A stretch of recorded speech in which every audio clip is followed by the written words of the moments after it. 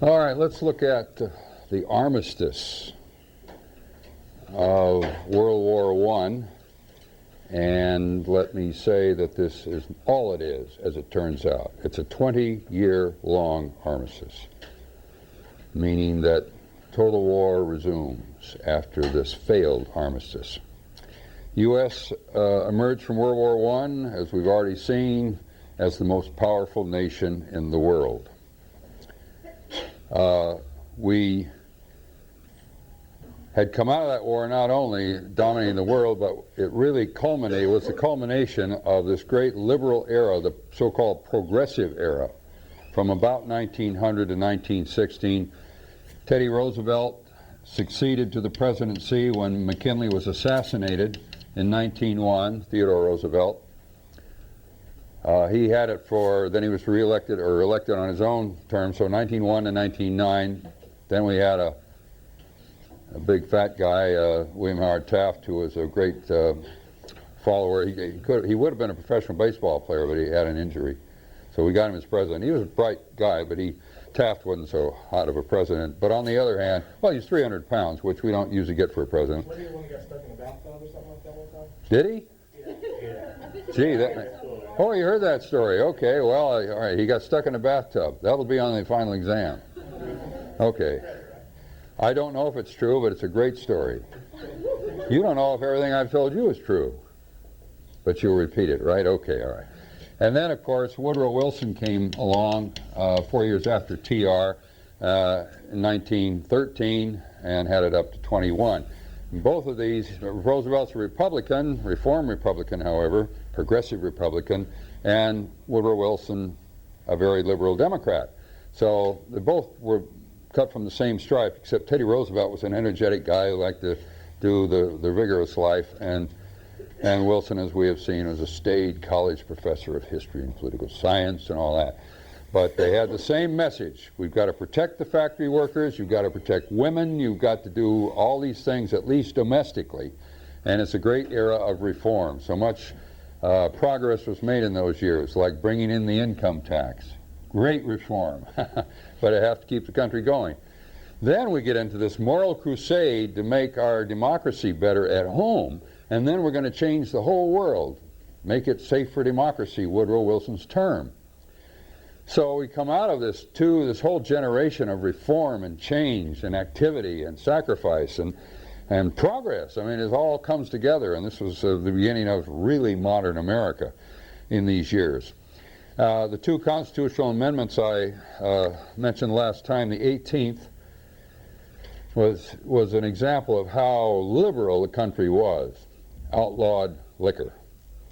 In 1919, it was finally ratified by the two-thirds majority of the states and became federal law at just the wrong time. The 18th Amendment, and it lasted until 1933, the so-called 21st Amendment, repealing the 18th Amendment, because the Democrats got back in and wanted to have a drink after dinner and that kind of thing. So, but the point was you couldn't enforce that, and no one wanted to, of all things, during the Roaring '20s. The 19th Amendment, arguably the worst one we've ever had. Somebody recognizes it, which is women's right to vote. No offense, of course.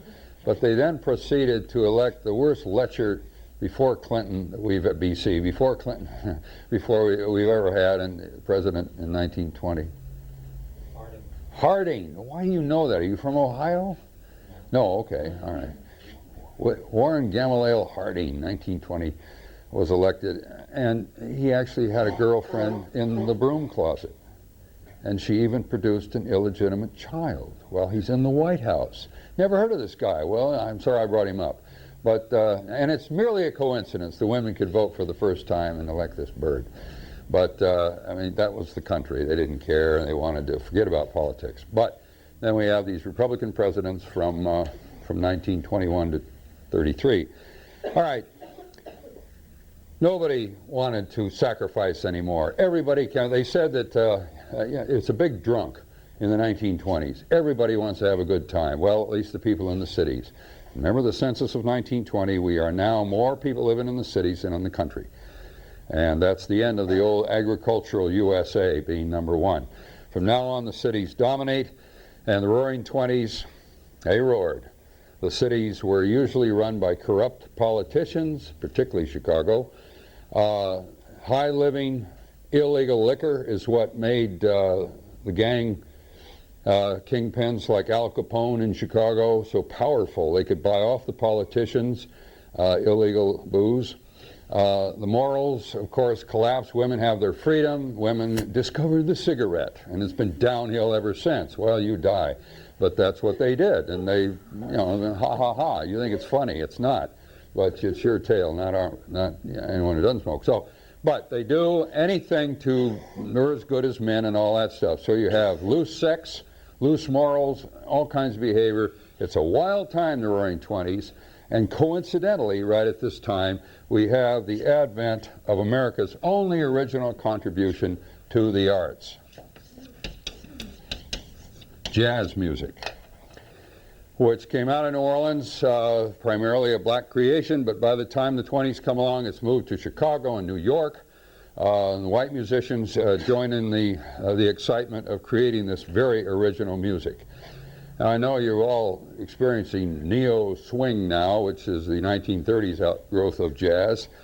The 20s were called the jazz age because everybody thought they were listening to jazz and dancing to it. Usually it wasn't. It was a rank imitation. Let's look at a sample of the genuine article. Louis Armstrong, Louis, properly, who's the guy who really created the jazz solo on trumpet. And this is a 1950s film clip, MGM's The Glenn Miller Story, a white trombone player who eventually went on to lead the most popular big band in the early 1940s. But this is a place called Connie's Inn, named for a gangster in Harlem in New York. The guy's name was Connie, a man's name. That's probably why he became a gangster, you know, his parents named him Connie, but anyway, that's, I don't know. But Connie's Inn, it's a nightclub in Harlem during the 20s. Of course, that's the Black District in New York, the Harlem Renaissance, great age for African-American history because there's great literature and everything in Harlem, but also great jazz. Duke Ellington's orchestra, same as Louis at that time. If you saw Ken's Burns series, or you haven't, you should anyway. But here it is. So what we got is a bunch of white musicians who are coming up just to listen to the great Louis Armstrong, who was great in the 1920s. This would be about 1928, 29. It's in color, and Louis there, and they invite the white guys to sit in. Actually, there's a white player, piano player in the band too, Louis' band. They ask him to sit in, and the two drummers you want to look for. That's when drumming was drumming. Nowadays it's just chunga, chunga, chunga. That's not, no creativity in that. But listen to these guys, Cozy Cole and Gene Krupa, black and white drummer, two of the greats in the swing years and the jazz age. They're playing the Basin Street Blues. That's in New Orleans. Lights, please.